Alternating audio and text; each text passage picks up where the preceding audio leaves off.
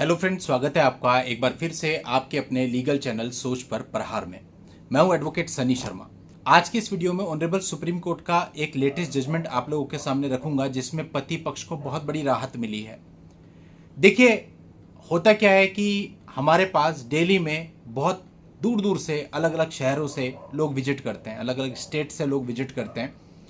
बहुत सारे लोग ऐसे होते हैं जिनको हम सजेस्ट करते हैं कि आपका ये जो मामला है इसमें हम क्वैशिंग में चले जाते हैं। 498 का मामला भी हो सकता है, डीवी का मामला भी हो सकता है, कोई और भी हो सकता है। बट मैंने ये देखा कि अधिकतर व्यक्ति का जो सामने से प्रश्न होता है वो यही होता है कि साहब क्वैशिंग हो तो जाएगी ना। देखो, आप अगर ये सोचोगे कि होगी कि नहीं होगी, फिर तो शायद आप क्वैशिंग में जाओगे ही नहीं, क्योंकि जिन लोगों के मामलों में क्वैशिंग हो रही है वो भी तो जा ही रहे हैं। हमारे खुद के हाथ से हमने कितने सारे जजमेंट पोस्ट कर दिए अलग अलग हाई कोर्ट के, Uttarakhand high court, Delhi high court, Allahabad high court, जहां पर क्वैशिंग हुई। आज फिर इलाहाबाद हाई कोर्ट से ही मैं शुरू करूंगा, सुप्रीम कोर्ट तक जाऊंगा। फिर से एक बहुत बड़ा मामला सामने आया है। लेकिन दोस्तों, ये रिलीफ आपको मिलते तभी है जब आप कोशिश करते हो। बिना कोशिश के नहीं होगा कि अपनी तरफ से एजम्पशन लगाए जाओ कि मेरी एफआईआर में तो ये लिखा है, इसमें तो क्वैशिंग होगी ही नहीं। अगर आप ट्राई नहीं करोगे तो फिर कुछ भी नहीं होगा।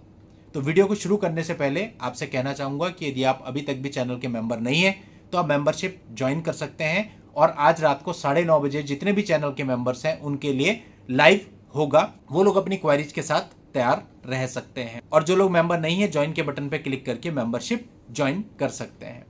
दोस्तों, इस मामले में एक महिला की शादी हुई दिसंबर 2019 में। उसने एक मामला दर्ज करा दिया 498A, 325, 506 IPC and 3,4 DP act में अपने पति और ससुराल वालों के खिलाफ। उसने अपने पति और ससुराल वालों पर क्रूरता के आरोप लगाए। अब दोस्तों, इस मामले के अंदर पति को सलाह मिली कि उनको क्वैशिंग में जाना चाहिए। वो लोग क्वैशिंग में गए।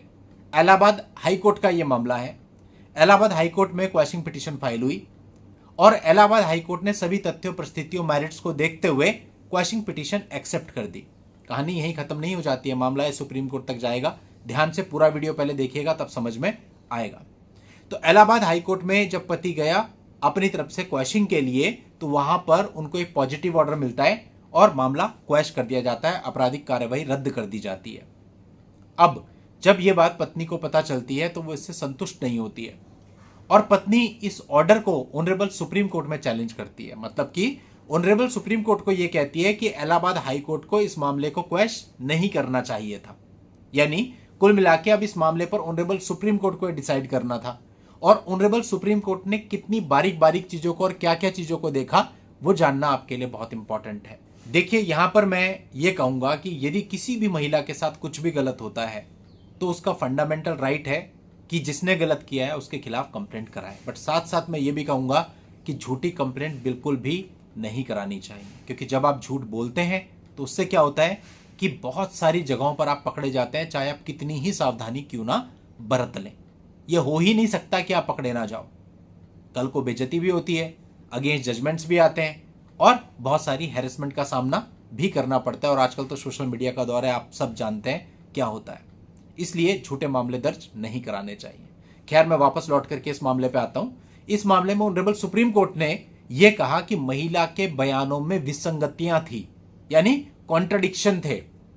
महिला ने जो अपनी शिकायत में बोला था और मैजिस्ट्रेट के समक्ष जो बयान दिए थे, उन दोनों में कॉन्ट्रडिक्शन थे। इसके अतिरिक्त फिजिकल वायलेंस के कोई विशिष्ट आरोप भी नहीं थे। महिला की शिकायत और मैजिस्ट्रेट साहब के सामने दिए गए बयानों में स्पष्टता की भी कमी थी, जिसे कि कोर्ट ने न्यायिक प्रक्रिया का दुरुपयोग माना। सुप्रीम कोर्ट ने कहा कि अस्पष्ट और सामान्य आरोपों यानी जनरल एलिगेशन के आधार पर आपराधिक कार्यवाही को आगे बढ़ाना उचित नहीं है। कोर्ट ने इस बात पर भी जोर दिया कि इस प्रकार की याचिकाओं से कानून का दुरुपयोग होता है, कानून का समय खराब होता है, खास करके जब ठोस सबूतों का अभाव हो। ये सारी टिप्पणियां करते हुए ऑनरेबल सुप्रीम कोर्ट ने हाई कोर्ट के फैसले को सही माना और महिला की पिटीशन रद्द कर दी। अब इस बात से आप एक चीज सोचिए कि जो पति था उसको एक तरह से इलाहाबाद हाई कोर्ट से भी रिलीफ मिला और ऑनरेबल सुप्रीम कोर्ट से भी रिलीफ मिला।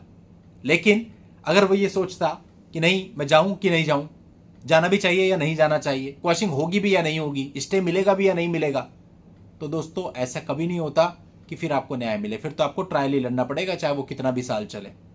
इसलिए समय रहते सही स्टेप लेना चाहिए और मैक्सिमम मामले इस प्रकार के आते हैं जहां पर क्वैशिंग के लिए सजेस्ट किया जाता है आप क्वैशिंग में जाइए। मैं मानता हूं कि आपका लॉयर, आपका एडवोकेट जो भी आपको ये कह रहा है कि आप क्वैशिंग में जाइए, 100% वो आपको नहीं कह सकते कि क्वैशिंग हो ही जाएगी।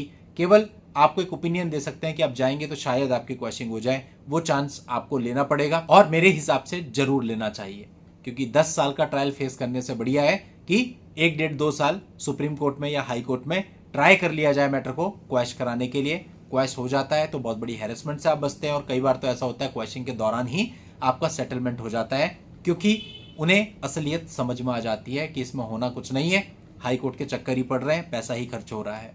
तो बहुत सारी चीज़ें होती हैं, बहुत सारा मेंटल गेम भी होता है। तो चीज़ों को समझिए और अपने मामलों में रिलीफ पाइए। इस मामले का लिंक आपको इस वीडियो के नीचे डिस्क्रिप्शन में मिल जाएगा, आप उसे देख करके पूरे मामले को विस्तार से जान सकते हैं। आज की इस वीडियो में इतना ही। नेक्स्ट वीडियो में नई जानकारी के साथ मैं आपसे फिर मिलता हूं। तब तक के लिए good bye and thank you for watching. Take care.